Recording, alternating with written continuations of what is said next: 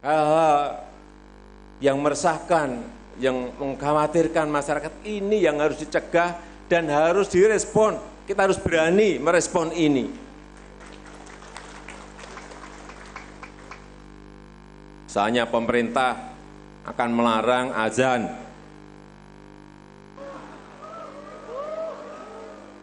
Logikanya masuk atau enggak masuk? Enggak masuk, tapi survei kita 9 juta lebih masyarakat itu percaya. Ini survei ilmiah loh. Saya sudah bisik-bisik pada Profesor Yai Haji Ma'ruf Amin mengenai ini. Bagaimana mencegah ini?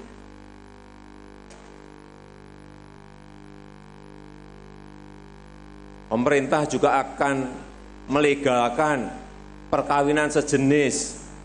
Apalagi ini? Coba.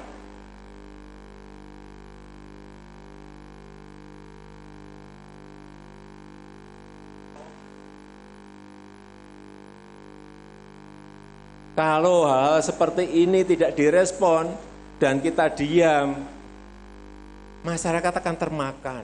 Sekali lagi.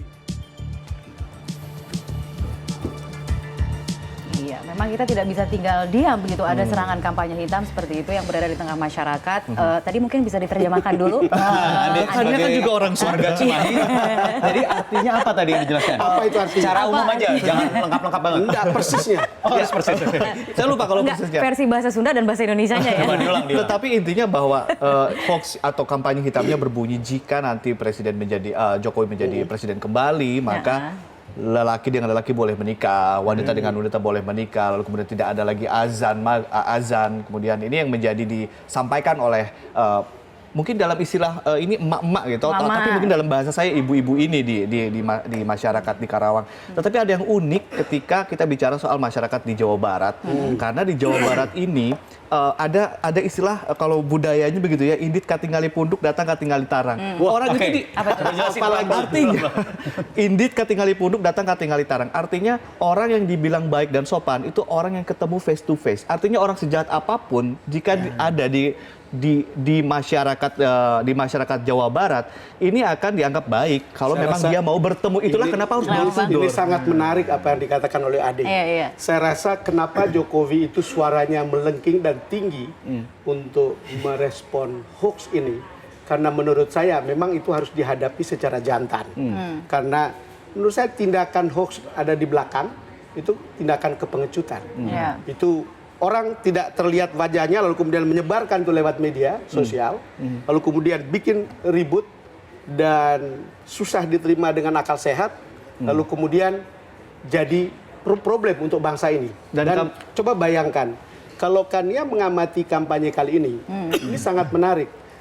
Pada setiap hari itu selalu ada respon hanya terhadap hoax. Jadi ini gejala baru di dalam demokrasi kita. Gaduh jadinya Gaduh. ya. Gaduh begitu ya. Artinya setiap hari kita harus selalu merespon hoax yang memang kalau tidak ada respon menjadi bahaya begitu ya. Dan yang jadi masalah kan sering menggunakan orang-orang kecil. Justru jadi tumbal. Justru Komunitas itu menurut saya politik. orang-orang yang menginginkan Indonesia bubar, Bang. Karena berpotensi memecah belah masyarakat dengan menebar fitnah, kebohongan dan lain sebagainya. Ya kan? Kalau coba bayangkan menang tidak menang siapapun itu capresnya, kemudian ketika mindset masyarakat kelas kecil ini sudah tertanam fitnah-fitnah itu berpotensi untuk makanya menjadi menarik dan penting untuk ditunggu. Bagaimana proses hukum terhadap kasus-kasus penyebar hoax ini. Harus ada ketegasan. Supaya kita bisa melihat tali temali hubungan antara hoax yang ada di permukaan dan otak yang ada di belakangnya.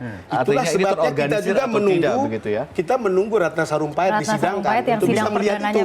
Jadi ini bukan persoalan apa-apa, tetapi kita lihat bagaimana ini bekerja, bagaimana mesin politik bekerja, ataukah berdiri sendiri untuk kemudian menimbulkan problem-problem seperti ini. Ketiga ibu-ibu ini juga dijerat pasal-pasal ITE, bukan pasal-pasal pidana pemilu gitu ya. Karena mereka memang walaupun terafiliasi dengan kubu 02 begitu, mereka disinyalir adalah anggota PPS yang sampai dengan sejauh ini memang belum bisa dikonfirmasi seperti itu, paling tidak dari polisi mengatakan seperti itu. Tapi kemudian karena mereka tidak ada di dalam struktur, artinya mereka tidak bisa dikenai pasal pidana pemilu. Artinya Justru ada itu jangan-jangan yang mencari celah ini begitu ya? Iya. Jangan-jangan, mudah-mudahan tidak ya. Jadi Karena memanfaatkan apakah- orang-orang yang tidak akan terjerat hukum pidana pemilu, dimanfaatkan nih orang-orang ini. Tapi mereka kena sudah- ITE bisa lebih berat Betul. daripada hukuman pidana pemilunya. Ancaman hukumannya 10 sampai dengan Tapi 10 tahun. bukankah dalam KUHP juga ada pasal untuk penyebar fitnah dan kabar bohong kah? Bang, itu juga ada kan? Ya, itu juga ada, mungkin bisa Oke. tapi digunakan. kemudian orang tunduk pada undang-undang ITE yang sekarang yang terbaru kan, yang paling belakang. Oke. Lalu kemudian itu malah sanksinya lebih berat. Oke, Cuman kita selalu berpikir ya, hal yang begini itu tidak bisa dipertanggungjawabkan secara moral. Nah, Terutama Iya. untuk masyarakat kita dan masa depan masyarakat kita, dan terutama untuk masa depan generasi kita, generasi baru kita. Dan ini berikut ini kita juga akan mendengarkan statement dari ibu dari tersangka yang sekarang Ya. sudah ditahan yang mengatakan Herlina, orang tua dari salah satu tersangka pemfitnah pasangan Joko Widodo Kiai Haji Ma'ruf Amin, mengaku menyesal atas perbuatan yang dilakukan oleh anaknya, dan Herlina juga pun meminta Prabowo Sandi ikut bertanggung jawab atas perbuatan yang telah dibuat oleh anaknya. Kita simak pernyataan. Mas Sandi, Pak Prabowo, selamatkan anak saya, keluarkan anak saya, bela anak saya. Karena anak saya sudah membela Bapak Matinya. Untuk Prabowo ya. Membela Prabowo, Pak Sandi meninggalkan anaknya, suaminya.